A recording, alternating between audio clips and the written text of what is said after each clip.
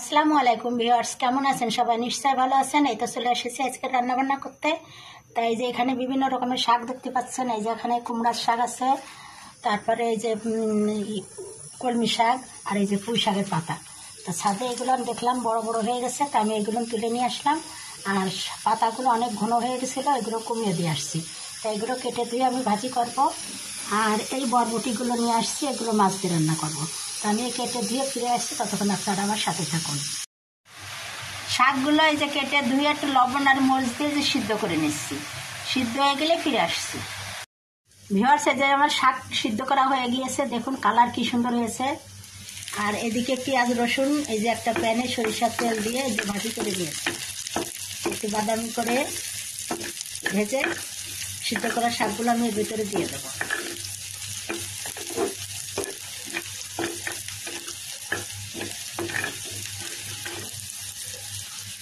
পেঁয়াজগুলো বাদামি করা হয়ে গেছে, এবার এই যে সিদ্ধ করা শাকগুলো দিয়ে দিলাম। ভালোভাবে মিশিয়ে নেড়ে ছেড়ে পেঁয়াজটা শুকিয়ে শাক করে নেব। এই তো ভিউয়ার্স, আমার এই যে ছাদ বাগানের পুঁই শাক ভাজি করা হয়ে গিয়েছে, দেখুন কি সুন্দর হয়েছে, কালার একদম সবুজ। আমি কিন্তু ঢাকনা দিয়ে ঢেকে কখনো রান্না করি না শাক, সেজন্য শাকের কালার এরকমই থাকে। তা কেমন লাগলো আজকের আমার শাক ভাজি? নিশ্চয়ই ভালো লেগেছে। আর ভালো লাগলে লাইক কমেন্ট শেয়ার দিয়ে আমার পাশে থাকবেন। ভিউয়ার্স, এই যে বাগান থেকে কয়েকটি আম কুড়িয়ে নিয়ে আসছি। আম বড় হয়নি, যে ছোট ছোট আম। তা মনে হলো যে একটু চাটনি রান্না করি, গরমে একটু চাটনি খেলে ভালো লাগবে ডাল ভাতের সঙ্গে। তাই এই যে আমগুলো কেটে ধুয়ে নিয়েছি। আর এই যে একটা কড়াইতে একটু রসুন দিয়ে দিয়েছি, রসুন দিয়ে ফোড়ন দেব। আর একটু শুকনো মরিচ আর কয়েকটি পাঁচফোড়ন দিয়ে দিই।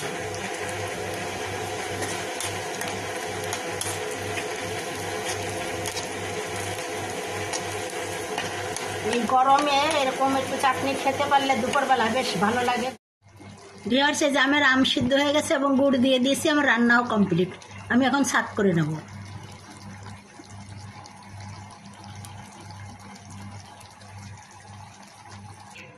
এই তো ভিউয়ার্স, আমার এই যে কাঁচা আমের চাটনি হয়ে গেছে রান্না করা, দেখুন কত সুন্দর লাগছে। একেবারে এই চাটনি দিয়ে ভাত খেলে প্রাণ মন সব জুড়িয়ে যাবে।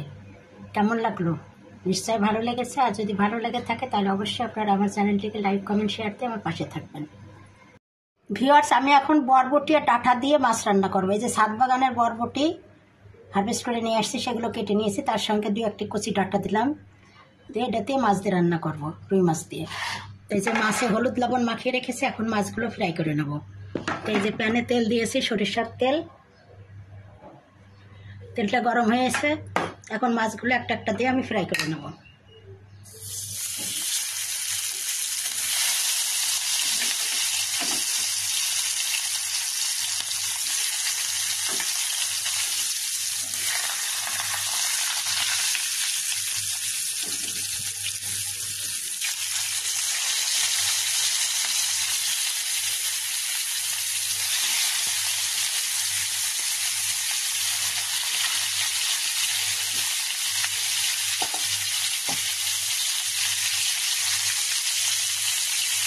মাছগুলো ফ্রাই হলে ফিরে আসছি।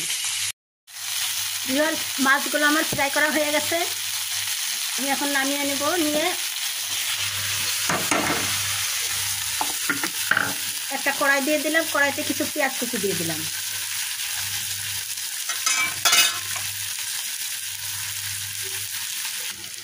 তেল দিয়ে দিয়েছি, পেঁয়াজগুলো একটু বাদামি করে ভেজে নিয়েছি। এখন মশলা দিয়ে দেবো এক এক করে। স্বাদ মতো লবণ দিয়ে দিলাম, 1/2 চা চামচ হলুদের গুঁড়া, বাটা মশলা 2 চা চামচ দিলাম,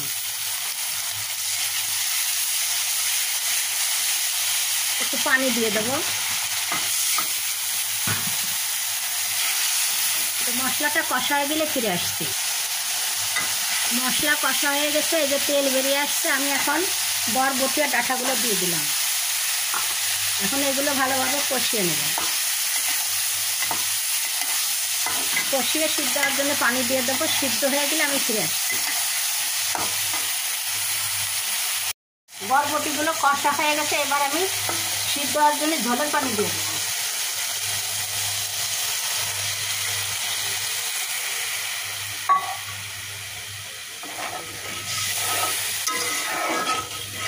পানিটা ফুটে উঠলে মাছগুলো দিয়ে দেবো। পানিটা ফুটে উঠেছে, এখন ভেজে রাখা মাছগুলো সব দিয়ে দেবো।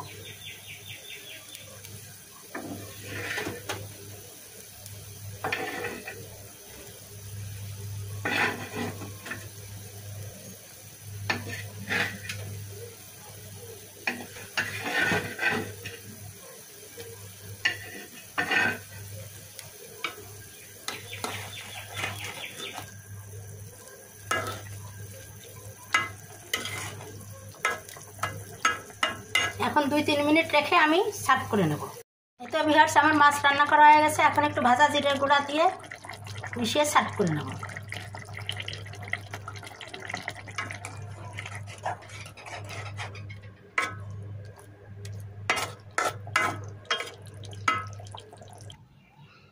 আমি এই যে সার্ভ করে নিচ্ছি মাছগুলা।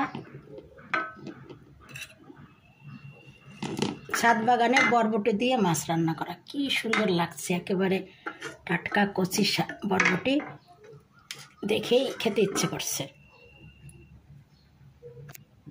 এই তো ভিউয়ার্স, এই যে আমার বরবটি দিয়ে মাছ রান্না করা হয়ে গিয়েছে, দেখুন কত সুন্দর হয়েছে।